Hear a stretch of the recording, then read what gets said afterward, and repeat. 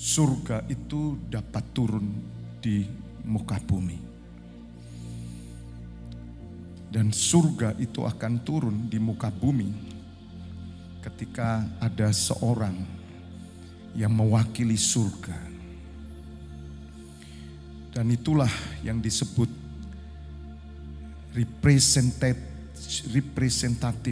representation of God atau perwakilan Tuhan. Bapak Ibu Saudara harus mengerti bahwa saudara dan saya, semua orang percaya itu wakil Tuhan. Mari kita menyadari hal ini. Visi 2033 menyadarkan kita. Jika Bapak Ibu Saudara merasakan bagaimana sejak 40 hari Gunung Sinai. Saya sudah mengirim 40 hari Gunung Sinai di WA Group Gembala. Juga di NCC Internasional. Rangkuman melalui Fabianus TV. Simpan, download itu. Buka. Itu emas saudara. Itu mutiara surga. 40 hari. Kita setiap hari kita mendapatkan mana surgawi. Dan itu dicatat. Dan Tuhan menyempurnakan dengan satu pujian yaitu hari ini, nanti, dan selamanya. Ketika saya membuka Gunung Sinai 40 hari rangkuman dengan lagu hari ini, nanti, selamanya. Hati saya menangis saudara. Saya teringat bagaimana 40 hari kita naik ke Gunung Sinai. Dan kita mendapatkan 2 loh batu. Semua yang tercatat Bapak Ibu Saudara itu disimpan. Ya, saya minta tim media simpan itu. Itu harta. Harta ini kita bisa bagikan bagi anak cucu kita. Perjalanan 10 tahun ke depan 2033. Kita akan melihat bagaimana anak-anak kita 10 tahun ke depan sudah menjadi remaja, pemuda, bahkan dewasa muda, menikah. Kita harus punya yang namanya warisan rohani. Katakan amin. Dan saya berdoa dan percaya warisan rohani, kekayaan surgawi turun di tempat ini. Dibagikan kepada umat Tuhan dan semua keturunannya. Supaya mereka tetap berjalan dalam rancangan Allah. Menantikan langit baru dan bumi baru. Katakan amin, tepuk tangan buat Tuhan Allah kita. Mari Bapak Ibu Saudara, sebagaimana tadi pagi, dengarkan khotbah tadi pagi dengan tema hidup ini dijalani bersama Tuhan. Hidup ini bukan dipikir tapi dijalani bersama Tuhan. Supaya Bapak Ibu Saudara mengerti, tidak menjadi orang Kristen kebanyakan yang hanya ke gereja. Cuman di gereja saja saudara kelihatan rohani. Cuman di gereja saja saudara percaya bahwa surga turun di gereja. Tapi ketika saudara keluar dari gereja, saudara sudah menjadi dan berubah menjadi manusia duniawi yang penuh ketakutan, kekhawatiran, kebimbangan. Dan mencari apa yang dicari oleh bangsa yang tidak mengenal Allah. Tidak boleh Bapak Ibu Saudara. Tuhan Yesus berfirman dalam Matius 6 ayat 33. Tetapi carilah dulu kerajaan Allah dan kebenarannya. Langit baru dan bumi baru itu ada dalam kebenaran. Dan kebenaran yang sejati hanya kita bisa memperoleh di dalam Yesus Kristus Tuhan.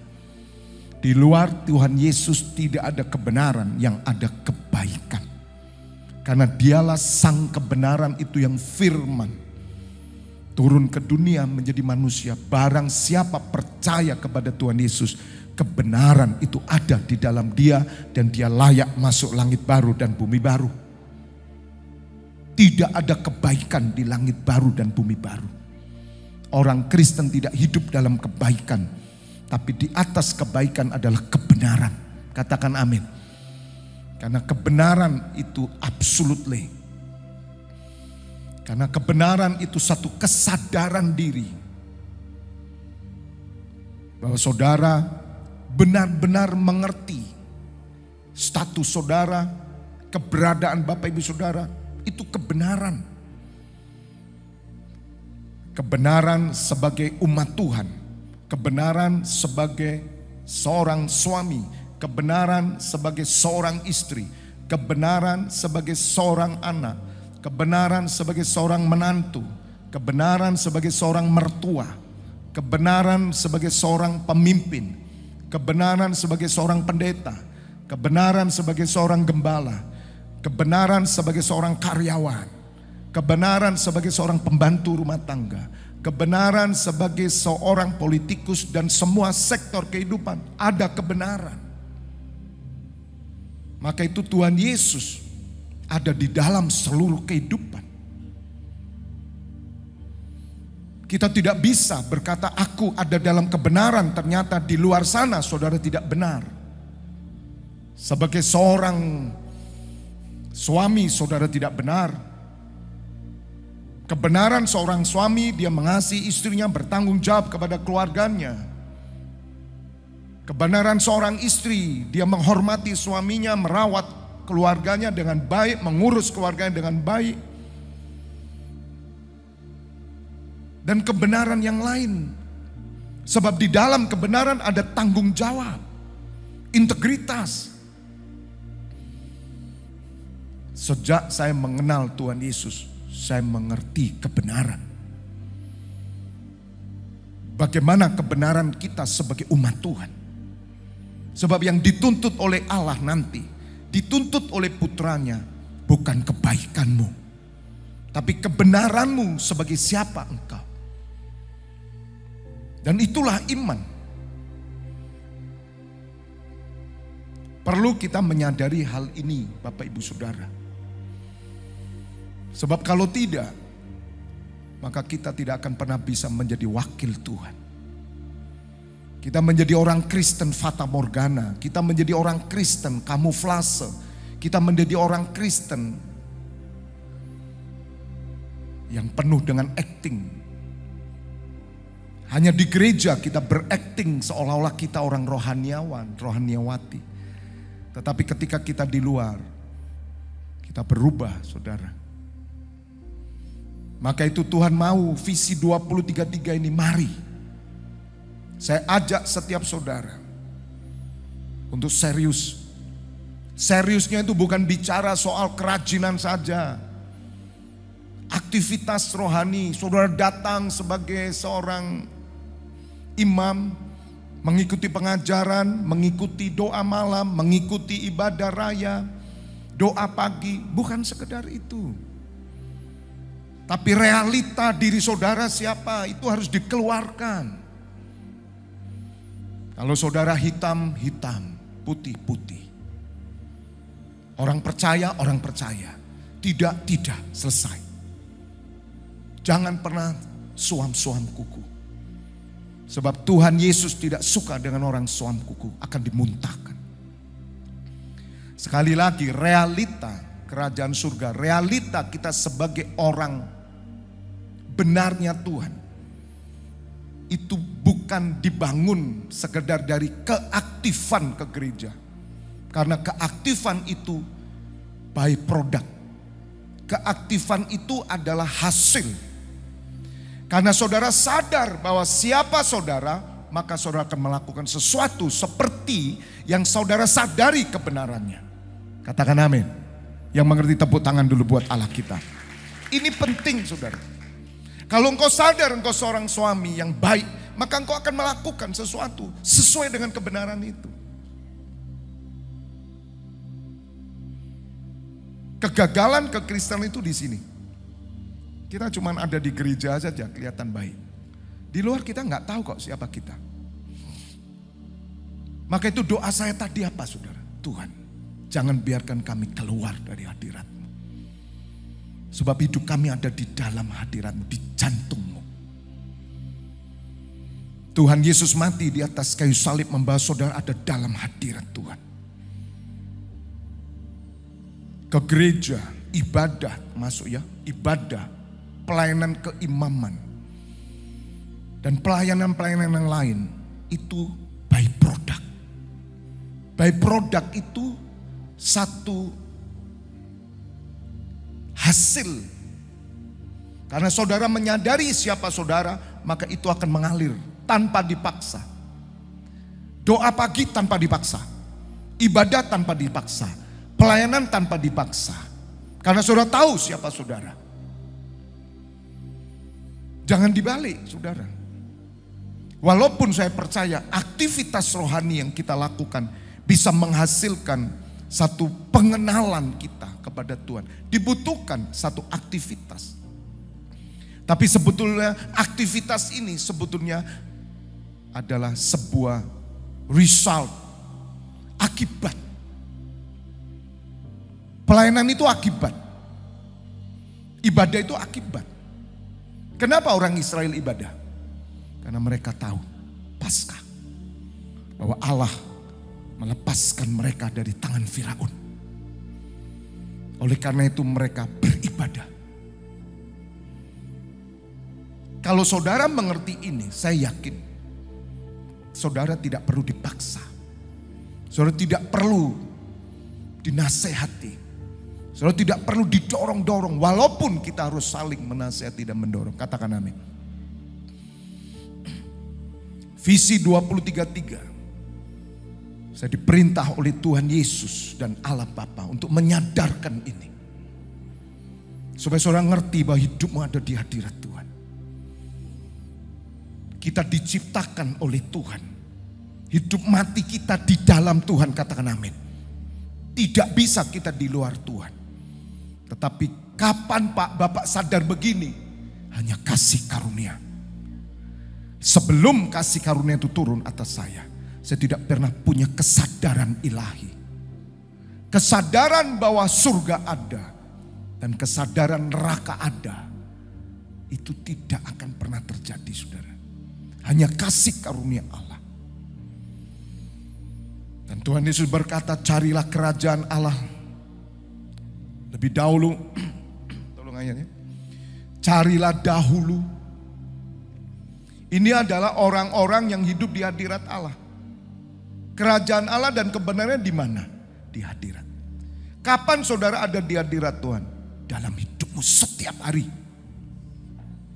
Bukan sekedar ada di ibadah ini. Dari tahun 98 saya bertobat. Saya selalu berkata kepada diri saya dengan pengertian yang Roh Kudus beri. Saya melayani ini by product. Hasil dari hidup saya sehari-hari di rumah, saya pelayanan. Katakan amin. Yang mengerti katakan amin. Hasil hidup saya di kerjaan itu loh. Itu di pelayanan ini. Dan waktu itu saya tidak mengerti. Tapi itu yang Roh Kudus ajarkan kepada saya. Sebab kalau dibalik kamu munafik. Memang kamu pelayanan tapi di pekerjaanmu kamu melakukan sesuatu yang tidak sesuai dengan apa yang kau layani. Jadi bagaimana Tuhan? Kalau kamu mau melayani hasil dari hubunganmu dengan Tuhan setiap hari, pergumulanmu, perjuanganmu dengan Tuhan, menghadapi kehidupan yang keras ini, maka kamu datang dan melayani Tuhan di gereja, maka pelayananmu akan diurapi oleh Tuhan. Jadi sudah tahu pengurapan turun waktu pelayanan ketika hidupmu di sana di hadirat Tuhan.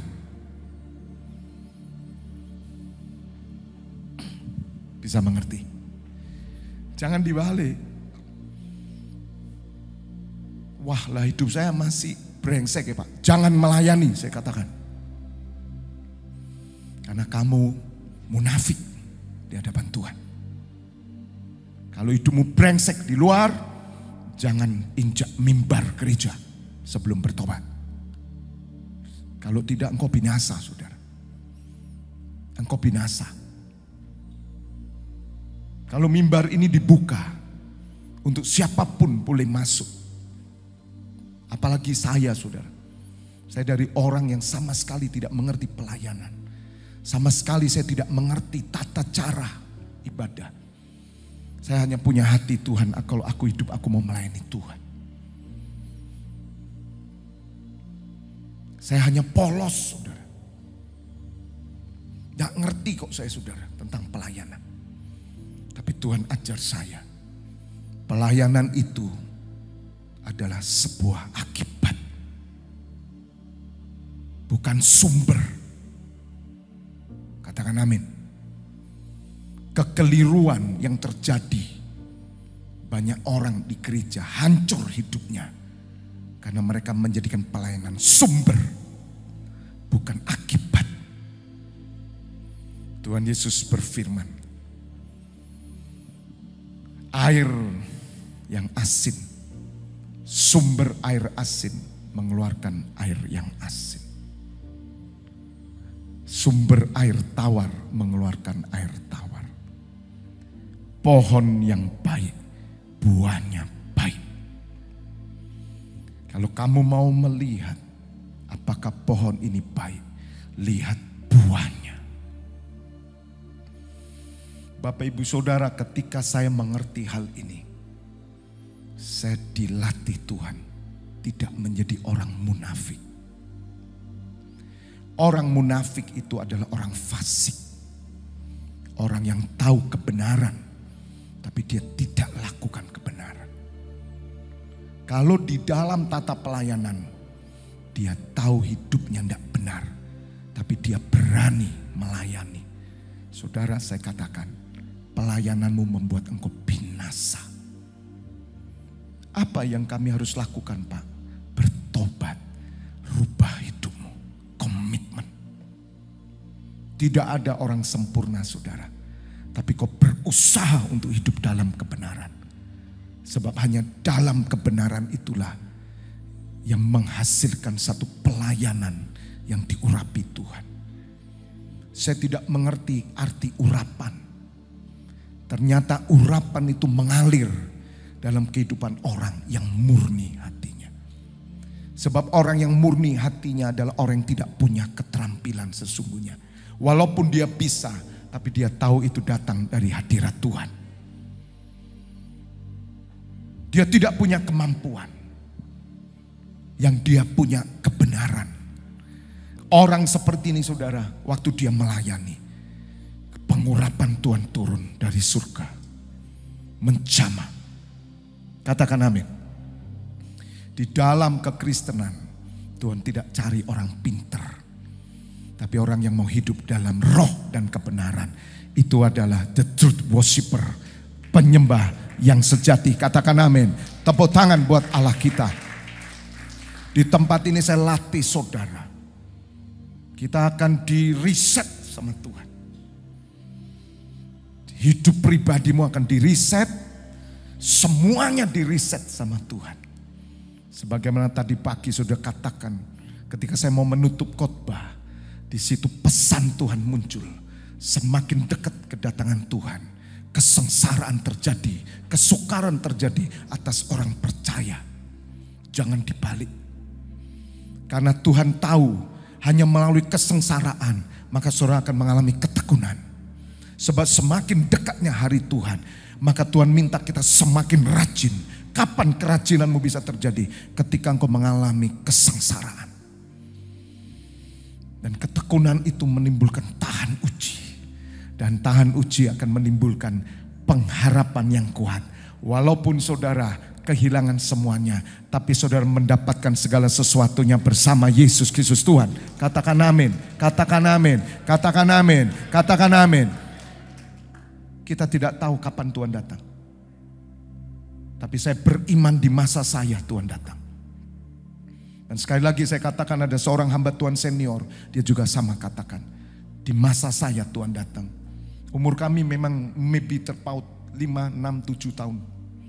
Sama saya bilang, Pak, di masa saya Pak. Saudara, saya mau katakan. Komunitas kita harus sungguh-sungguh. Gereja jika tidak berubah saudara. Gereja akan kehilangan banyak. Bagaimana hidup saudara dalam hadirat Tuhan setiap hari. Itu lebih penting daripada pengajaran, daripada doa malam, daripada ibadah minggumu. Lebih penting saya katakan. Daripada pelayanan sosial, kamu bantu orang, bantu sini. Lebih penting Karena semua yang kau lakukan itu adalah akibat. Kalau orang setiap hari membangun hidupnya di hadirat Tuhan, dia cari kerajaan Allah dan kebenarannya. Setiap hari dia bangun intim dengan Tuhan. Maka apa yang saya katakan tadi tidak jauh lebih penting dari hadirat Tuhan. Maka saudara akan melakukannya. Bukan bagi manusia, tapi bagi Allah Bapa. Katakan amin. Itu yang tidak ditemukan di dalam setiap orang percaya. Bahkan di setiap pelayan Tuhan saya katakan. Saudara boleh pelayanan di atas mimbar, tapi hidup pribadimu kosong. Sekali lagi saya katakan Bapak Ibu Saudara, tempat ini tempat kudusnya Tuhan. Berdoalah bagi teman-teman saya yang di atas mimbar. Berdoalah sungguh-sungguh. Cek dirimu. Semua peralatan ini dikuduskan. Semua sudah dikuduskan. Saya cuma pesan satu. Jangan tertolak. Apa yang saya lihat, saya alami 25 tahun melayani Tuhan. Mimbar ini saudara, holy. Orang yang tidak benar naik sini, hancur hidupnya. Itu sudah saya lihat. Bukan berarti saudara takut melayani, tidak. Keputusan saudara, kalau saudara melayani raja di atas segala raja, hidup benar. Katakan amin. Itu kunci. Bukan membuat saudara takut, justru membuat saudara bersyukur. Apalagi saya. Saya gembala loh saudara. Kalau saya munafik bagaimana? Pecah loh saya saudara. Tahu risikonya, tahu saudara. Neraka risiko. Siapa di sini mau masuk neraka? Angkat tangan. Neraka itu bagaimana Pak? Tolong jarimu taruh di api ini 1 menit aja. Tapi itu seluruh tubuhmu dan dipenuhi dengan ulat, belulat. Dan api yang tidak pernah berhenti selama-lamanya kekal. Tuhan Yesus datang tidak ingin semua umat binasa. Sebagaimana lagu yang kita naikkan. Saya setiap hari berdiri buat orang berdosa. Saya menjerit di hadapan Bapa. Karena mereka tidak ngerti Bapa. Sama seperti putramu di atas kayu salib berkata, ya Aba ampuni mereka. Sebab mereka tidak mengerti apa yang mereka lakukan. Ya Allah ampuni Tuhan. Tetapi saudara, kebinasaan terjadi. Tetap terjadi. Walaupun kita terus berdiri. Apalagi orang yang menista Tuhan Yesus. Kalau orang tidak mengerti di luar sana, dia mengolok-olok Tuhan Yesus, enggak apa-apa. Tidak ngerti. Tapi kalau saudara yang sudah menerima kasih karunia-Nya, dan saudara mau menginjak-injak darah anak domba, perjanjian, saudara, hukumanmu lebih berat daripada orang yang belum percaya. Maka yang pertama akan menjadi yang terakhir. Dan yang terakhir akan menjadi yang pertama. Tapi saya berdoa, visi 2033, saudara bersama saya, ada di belakang saya. Kita tetap setia sampai mati. Kita tetap jaga hidup dalam kebenaran sampai selama-lamanya. Sekali lagi dengarkan khotbah saya tadi pagi. Saudara akan kuat nanti. Karena itu yang Tuhan inginkan. Jangan tertipu. Tuhan ingin hidupmu dalam hadirat. Maka itu carilah kerajaan Allah dan kebenarannya lebih dahulu. Maka semuanya itu akan ditambahkan kepadamu. Semuanya itu apa? Ayat 32.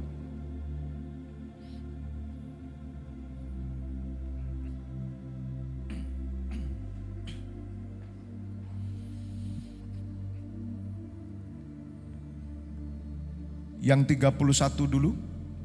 Supaya Bapak Ibu Saudara mengerti dan jangan tertipu. Sebab banyak orang Kristen tertipu. Kenapa Anda ditipu? Karena pengajarmu salah.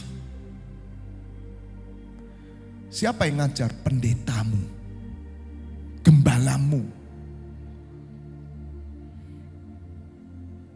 Saya sudah melewati itu, saudara. Dan saya tidak nerima. Roh saya berontak. Karena saya ketemu Tuhan Yesus secara pribadi. Saya bilang ini bukan Kristen. Kristen tidak gini. Kristen tidak gini. Kristen tidak begini. Saya mau lepas dari kekristenan yang model begini. Tapi saya harus lewati dulu proses. Saya harus dibentuk. Saya harus tunduk taat. Sampai masanya Tuhan ambil saya. Keluarnya saya dari sebuah denominasi. Itu bukan kemauan saya. Tapi tidak semua mau mengerti. Sehingga saya dibenci, difitnah. Tidak apa-apa. Karena roh saya berontak, saudara. Sampai hari ini saya bertahan tidak punya gelar. Kenapa? Supaya saya mau menunjukkan kepada orang Kristen. Bahwa bukan hanya melalui sekolah Alkitab kamu mengenal Tuhan. Saya mau MTH bisa, saudara. Master bisa. Karena saya sudah nulis buku. Disertasi sama, gampang. Tapi bukan itu. Saya mau menunjukkan kepada orang-orang. Asal kau hidup dalam hadiratnya. Maka kau akan menemukan mutiara surga turun atas hidupmu. Jadi Bapak Ibu Saudara, ketika saya tahu bahwa kekristenan seperti ini, saya tidak terima. 2013, 2011, out. Saya out, saudara. Dan saya cari terus Tuhan. Sebab saya masuk Kristen, itu hanya karena Tuhan Yesus. Jadi ketika saya ada dalam kekristenan, saya bilang, Tuhan, aku mau lihat kebenaran-Mu yang sejati.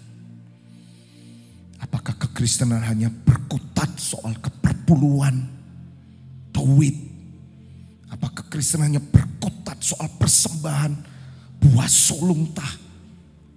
Apakah kekristenan yang berkutat soal berkat, kesuksesan?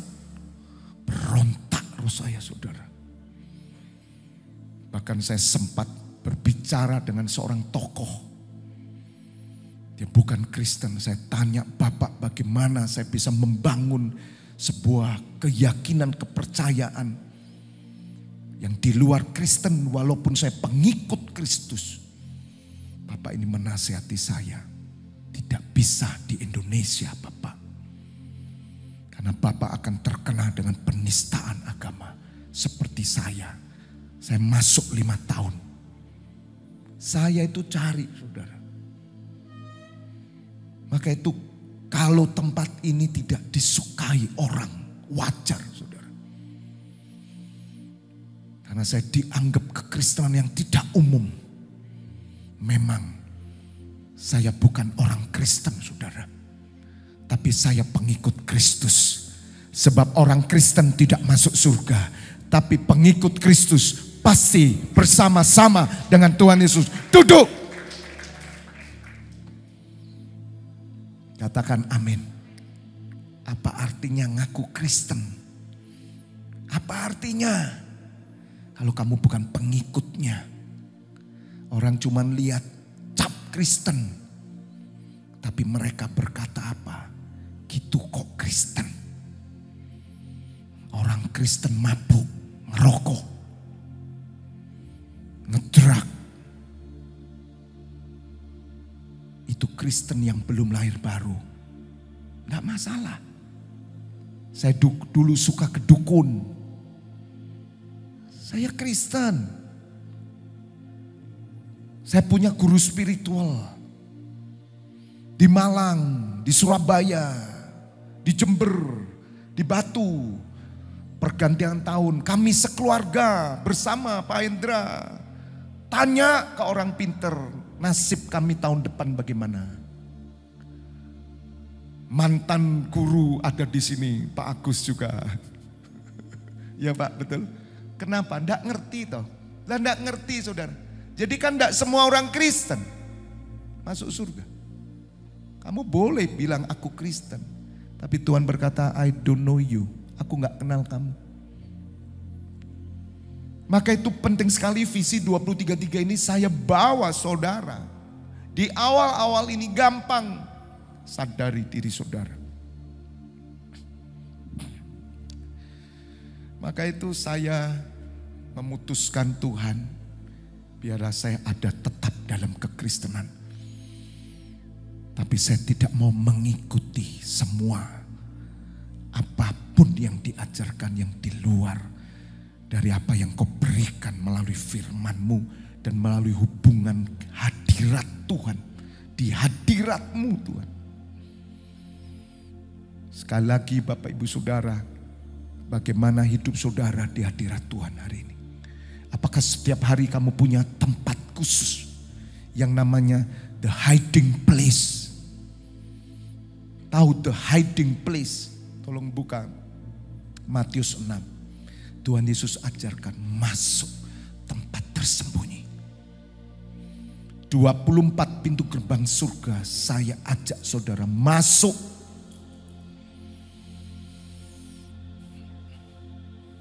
Percuma kok saudara, saya oprak-oprak saudara, itu karena kasih gembala saja. Di mana kamu? Sudah ibadah, itu hanya kasih gembala saudara. Tapi yang keluar dari lubuk hatimu itu loh, akibatnya apa? Saya jadi gembala, itu akibat. Tak mungkin hanya diangkat. Tetapi jika engkau berdoa, Matius 6 ayat 6 ya. Tetapi jika engkau berdoa, masuklah ke dalam kamarmu. Tutuplah pintu dan berdoalah kepada siapa? Kepada siapa? Bapamu yang ada di tempat tersebut. Hiding place. Saya kasih tahu saudara, orang yang sudah menemukan tempat tersembunyi di dalam hidupnya, hasil yang keluar dari hidupnya adalah roh dan kebenaran. Orang tanya sama saya, Bapak, rahasianya Bapak apa? Ini. Sejak saya lahir baru, saya masuk ke tempat persembunyian. Saya bangun hubungan dengan Tuhan. Dan Tuhan tambahkan pengertian, bukan sekedar hanya menyembah. Tidak nak, kamu harus bersyafaat. Karena hidupmu dulu berdosa. Dan Tuhan Yesus putraku datang untuk menjadikan kamu menjadi orang yang berdoa. Dulu kamu pendosa, tapi sekarang pendoa. Itu rahasia kekristenan. Tidak ada rahasia lain di luar ini saudara. Tuhan Yesus mati di atas kayu salib. Membuat saudara dari seorang pendosa menjadi pendoa. Ketika saudara bisa menemukan dalam hidupmu, engkau berdosa dan engkau berdoa bukan sekedar doa berseru minta sesuatu seperti orang bangsa yang tidak mengenal Allah. Tetapi saudara berdoa karena saudara menemukan dalam dirimu keselamatan kekal. Dan engkau rindu orang tuamu diselamatkan. Engkau rindu mertuamu diselamatkan. Engkau rindu anakmu. Engkau rindu saudaramu diselamatkan. Maka engkau akan menjadi pendoa dan hidup kekal. Pasti saudara terima. Tepuk tangan buat Allah kita. Tidak ada teori lain saya katakan dalam kekristenan. Hanya ini rahasia besar, titik. Tidak ada ditambahkan dan dikurangi.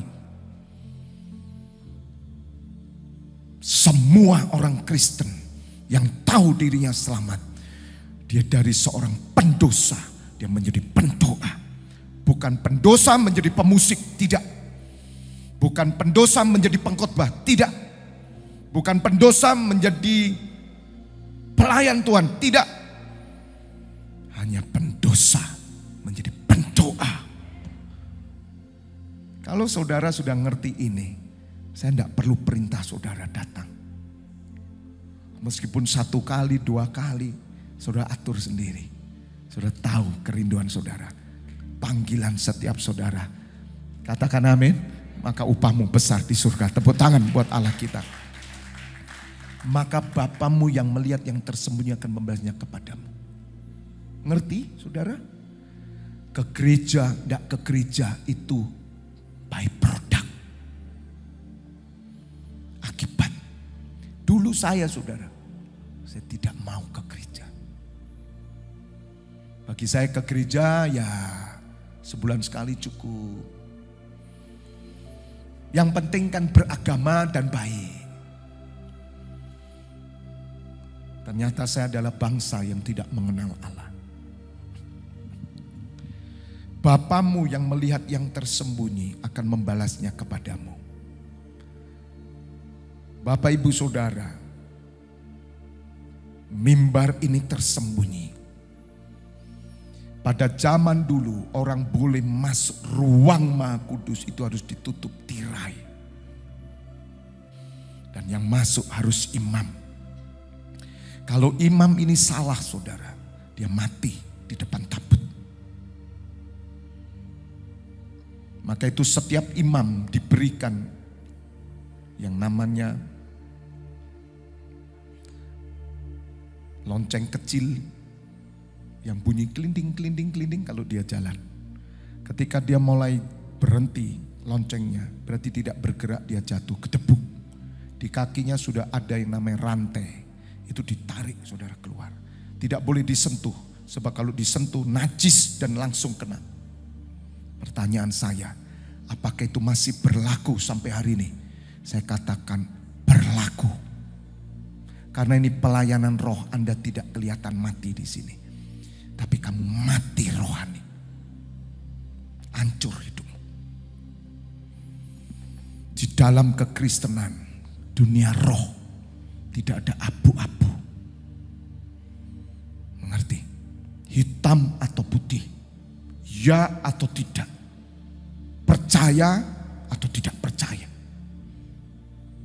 Itu roh. Baik atau jahat. Saudara tidak bisa berkata, ya Pak, saya kadang baik, kadang jahat. Tidak bisa. Baik, baik. Sebaliknya jahat. Kamu mencintai atau membenci. Anda tidak bisa berkata, saya mencintai Tuhan Yesus, tapi saya mencintai dunia. No. Itu Kristen. Kalau saudara tidak bisa memutuskan dirimu untuk satu untuk Tuhan, maka kau gagal menjadi Kristen. Hidup untuk Tuhan atau hidup untuk dunia, pilih. Dua-dua tidak bisa. Pilih, kata Tuhan. Kamu tidak bisa mengabdi dua Tuhan.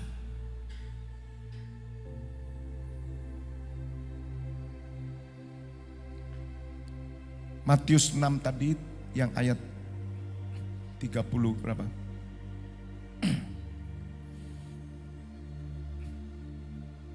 Dua.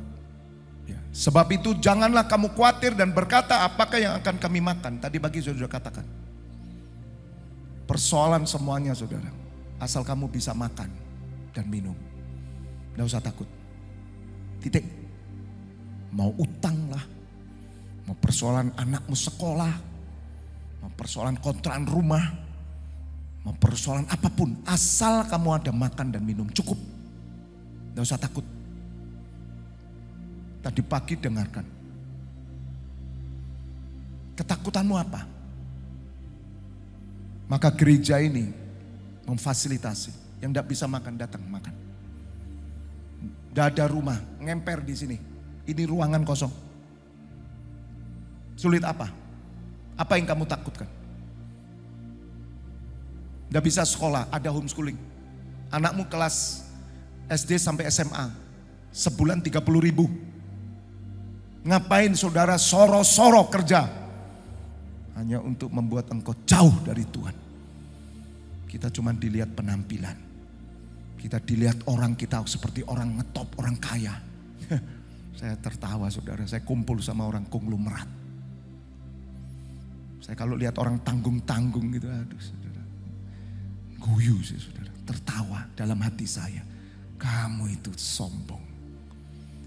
Kamu itu mau ngejar apa? Makanya kamu rela kehilangan ibadah gara-gara kamu mencapai cita-citamu, kerja diperbudak sama dunia. Tapi tidak sadar-sadar. Maka saudara akan kehilangan banyak. Tapi kita akan memperoleh banyak. Orang yang rela hidup untuk Tuhan, dia akan memperoleh banyak. Saudara jangan melihat ya orang pelayanan yang kelihatan di desa miskin. Mereka lebih punya banyak daripada kita. Katakan amin. Sungguh saudara. Sebab kata punya itu dunia dan surga beda. Kata punya itu yang dimiliki Petrus. Petrus berkata, emas dan perak aku tidak punya. Tetapi aku yang punya, apa yang aku punya. Di dalam nama Tuhan Yesus bangkit berdiri. Sebab yang dia punya kehidupan. Uang tidak bisa beli kehidupan.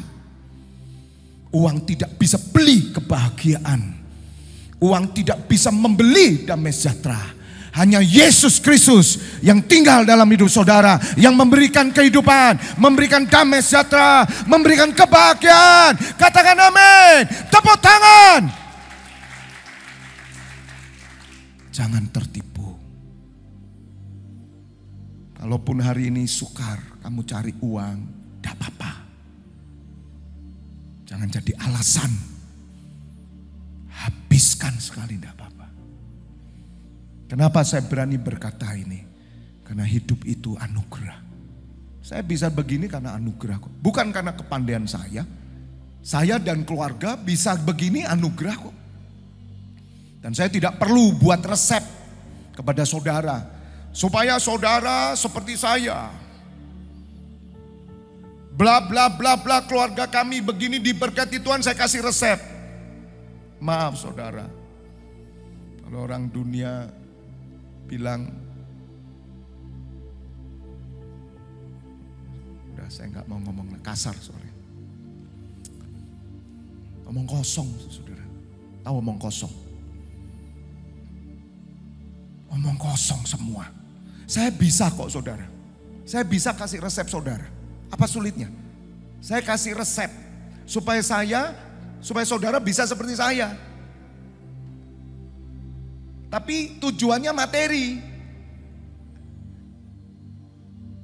Mungkin orang banyak datang ke sini. Amin, amin, amin, amin. Tapi mereka kosong semua rohnya. Mati saya bilang. Apakah yang akan kami makan? Apakah yang akan kami minum? Apakah yang akan kami pakai? Itu zaman dulu, Bu, Pak. Zaman sekarang. Kami tinggal di mana? Mobilnya apa? Sepedanya apa? Terus apa lagi? Lihat sudah. Sekolah anak kami bagaimana? Sekolah kok sekolah negeri. Sekolah kok homeschooling. Sekolahnya harus sekolah yang top. Gitu toh? Oh kami percaya Tuhan sanggup. Oh no. Loh, ya memang Tuhan sanggup. Mengangkat kamu hari ini sanggup kok matikan kamu. Jangan begitu dong. Jangan propaganda Tuhan. Kamu kehilangan semuanya, ibadah kehilangan, terus saudara berkata Tuhan sanggup. Sanggup apa? Bagi Tuhan tidak mustahil Pak.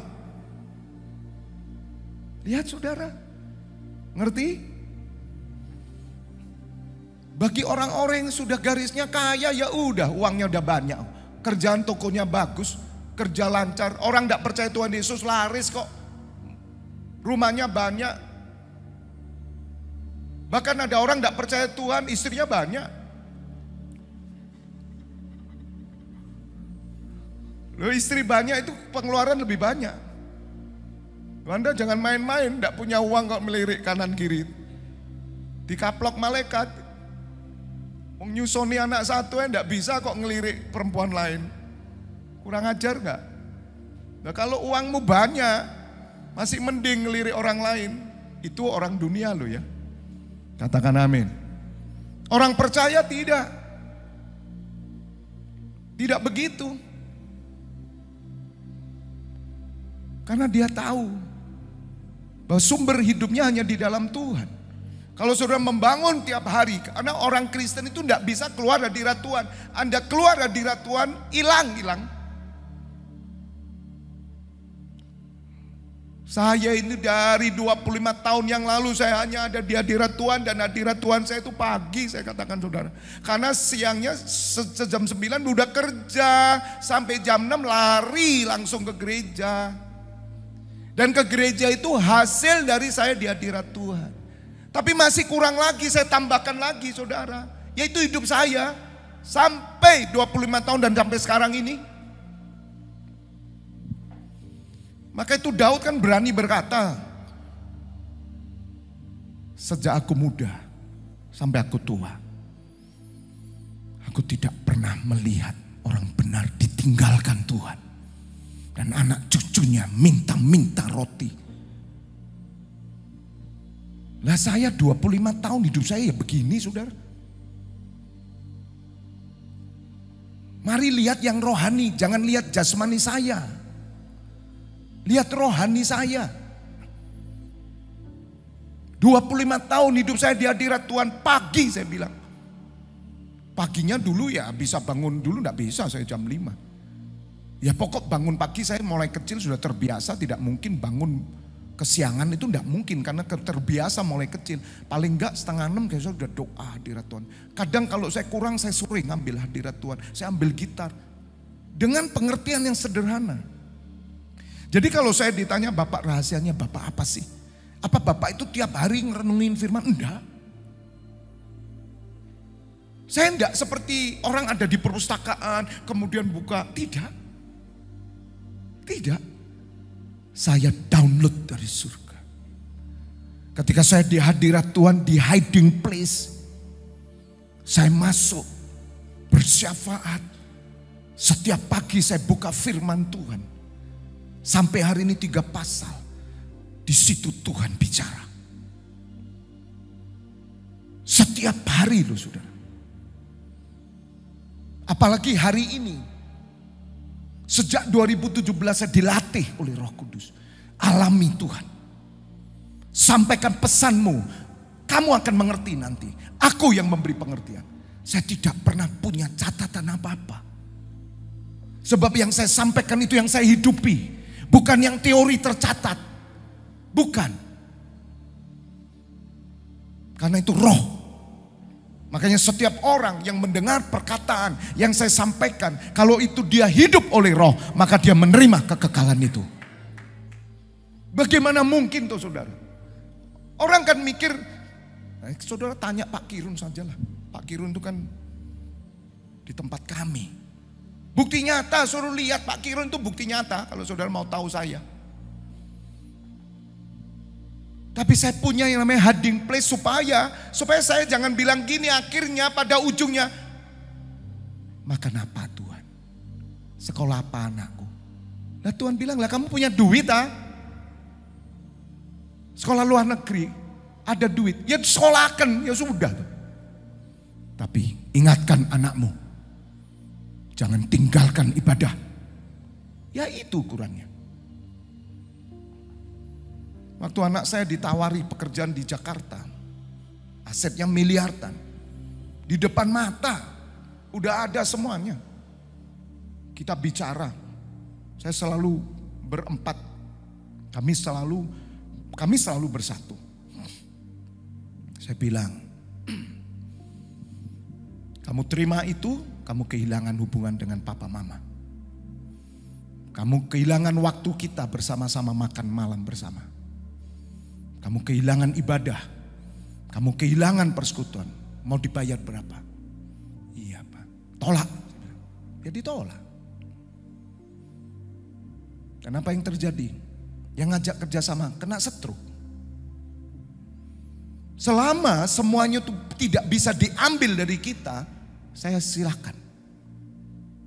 Tapi kalau sesuatu yang tidak bisa dibeli uang, itu direbut sama setan, saya tidak terima. Dulu saya tidak, saudara. Tidak, karena saya masih buta. Orang kalau buta ya nggak ngerti apa-apa. Maka itu saya katakan, kalau saudara tidak membangun hidup di hadirat Tuhan, kamu buta masihan. Orang pelayanan itu belum tentu orang melek. Saya dulu itu pelayan altar, yang dampingi pastor. Mulai SMP saya sudah pelayan altar. Tapi saya buta. Saya tidak ngerti kebenaran. Jangan saudara pikir pelayan-pelayan itu melek. Tidak semua. Tapi saya percaya pelayan di tempat ini semuanya melek. Katakan amin. Tidak ada satupun yang buta, tidak boleh. Kalau cuman hanya pelayanan nyanyi, oh saudara, penyanyi-penyanyi luar biasa ada. Mau membius tempat ini seperti surga bisa kok. Tapi itu surga KW1 atau KW2, bukan asli. Permainan musik yang bagus, tanya teman-teman musik. Bisa di aransemen Anda masuk nangis langsung, gampang. Dan rata-rata konser-konser yang dipakai, saudara, itu banyak pemain-pemainnya yang diambil dari bukan orang percaya. Tapi mereka kan tidak ngerti, tidak apa-apa diambil skillnya. Loh kalau tiap minggu begitu ya rugi dong. Tidak dapat apa-apa mereka. Tapi bagi orang yang sudah mengerti kebenaran, tapi dia hidup tidak sesuai kebenaran dan dia melayani, maka yang terjadi hancur hidupnya. Dan itu sudah menjadi sebuah kesaksian semua orang. Cuman hari ini saudara, itu sepertinya sudah bukan menjadi trending topik lagi. Gereja sudah hyper grace. Karena gereja cuma ngomongnya Tuhan mengasihi kamu. Tuhan mengasihi kamu. You brengsek, Tuhan tetap mengasihi kamu. Kalau orang tidak kenal Tuhan brengsek tidak apa-apa. Tuhan mengasihi. Tapi kalau orang Kristen, Tuhan menolak. Kenapa Tuhan menolak? Bapak ngamuk. Kamu kurang ajar. Anakku darahnya di kamu, kamu injak-injak. Makanya dengar saudara, orang tidak menghormati ibadah, tidak ke gereja. Hanya dua orang. Satu, memang dia belum lahir baru. Dua, orang kurang ajar, itu aja. Bilang kanan kiri, jangan kurang ajar. Bilang, jangan kurang ajar. Orang tidak ke gereja, tidak ibadah. Cuman dua. Ingat, catat juga yang di rumah, catat. Nanti pastor teaching saya harap saudara datang, kita belajar. Saudara ngerti. Dua aja, orang tidak ke gereja itu dua saja. Tidak ikut pelayanan, tidak ikut pengajaran, dua saja. Nah tolong cek apakah saudara ada di sini. Satu, memang saudara tidak kenal Tuhan. Walaupun Kristen, ada. Memang saya itu dulu. Tidak apa-apa. Tapi yang kedua, orang kurang ajar. Amin. Katakan, saya orang lahir baru. Saya orang yang menghormati Tuhan Allah. Bapa di surga dan Putra Yesus Kristus, tepuk tangan buat Allah kita. Katakan amin, katakan amin. Tolong pemusik, saya tutup ya. Kita lanjut terus sampai 10 tahun masalahnya. Amin. Saudara tetap segar, sehat, gemuk, segar, berbuah, panjang umur, sehat. Amin. Tolong tadi ayatnya. Sebab itu jangan kamu khawatir. Jadi gak usah lah khawatir. Apa yang kamu khawatir? Makan, minum, pakaian dan semuanya. 32. Semua itu loh. Rumah, mobil, cita-cita, mau jadi dokter, mau jadi insinyur, mau jadi perbankan, mau apapun itu loh. Semua itu dicari bangsa-bangsa yang tidak mengenal Allah. Akan tetapi Bapamu yang di surga tahu. Amin. Tahu kok saudara. Tahu kamu rindu. Tuhan anakku kiranya jadi berkat. Kalau memang Tuhan membawa anak saudara ke rancangannya dan dia tetapkan menjadi dokter, jadi tapi saya tidak punya uang. Tidak apa-apa, urusan Tuhan. Utang sana, utang sini, tidak. Tidak perlu cara itu. Asal kau ada di hadirat Tuhan. Dia tahu. Gampang kok orang Kristen itu. Cuman berengkele orang Kristen itu. Dablek. Gampang. Tuhan itu Allah yang bertanggung jawab. Kalau bapakmu saja itu loh bertanggung jawab sama kamu. Apalagi bapamu yang di surga. Ya tapi Pak, Bapak kan enak ngomong, saya kan ngalami Pak. Ini loh Pak gimana? Kapan Pak? Tadi pagi saya sudah katakan Tuhan paling tidak suka tanya orang bertanya. Sampai kapan Tuhan? Sampai kapan Tuhan? Sampai kapan Tuhan? Tidak. Tuhan tidak suka. Kamu tidak perlu tanya. Itu masa ditetapkan Bapa sendiri menurut kuasanya. Tetapi kamu akan menerima kuasa kalau Roh Kudus turun atas kamu. Kuasa apa engkau bisa bertahan sampai akhir. Bapa tahu apa yang saudara perlukan. Tidak perlu dikti Tuhan. Tidak perlu ngajari Tuhan. Yang saudara harus lakukan taat, percaya, dan setia. Melayani Tuhan, beribadah, bangun hubungan, tinggal hadiratnya. Maka sesuatu akan terjadi dalam hidupmu. Tepuk tangan buat Allah kita.